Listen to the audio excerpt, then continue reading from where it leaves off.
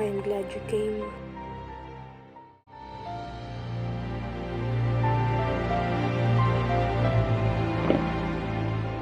What's next?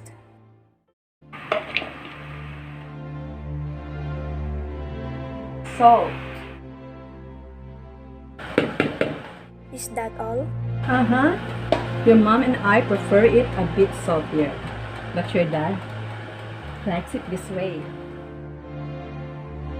I started crushing the onions, tomatoes, and salt together with my hands.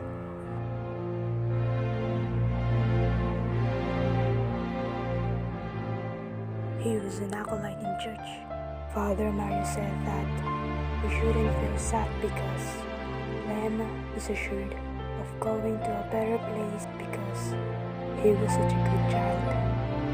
Good, unlike me whom he always called sinvergüenza, the shameless daughter. I finally turned to him. There was only one question I needed to ask. Why? He met my gaze. I waited, but he could not answer me. He looked away. My mask of indifference slipped. It felt like a giant hand was rubbing salt into me, squeezing and mashing, unsatisfied until all of me had been crushed. Stop it na, Lisa. Any more of that mashing and you will be putting bits of your own flesh and bone in there.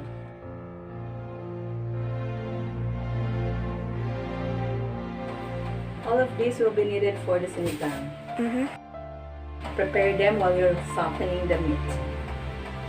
You go and finish off here. I'll just go to my room and stretch my back out a little.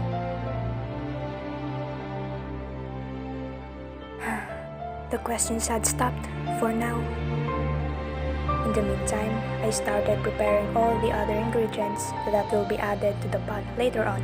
Taking the plastic bag, I unloaded their contents into the sink, then washed and drained each vegetable thoroughly. I reached for the bunch of kangkong and began breaking off choice sections to be included in the stew.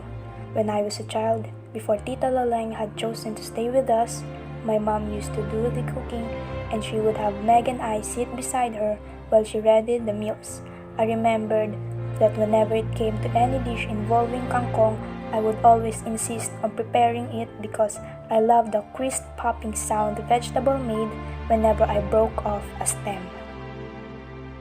It was on one such occasion. I was in second year high school by then, but still insistent on kangkong preparation, when Mom had divulged the truth about the boy who kept calling Dad on the phone every day at home.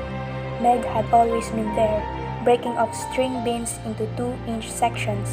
Neither of us had reacted much then, but between us, I knew I was more affected by what Mom had said because right until then, I had always been Dad's girl.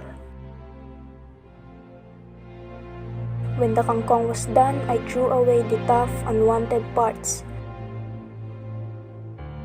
I reached for the labanos and peeled it, revealing the white, slightly grainy flesh, and then sliced each root. And finally, the string beans. I got a fork and went to the stove where the meat was simmering.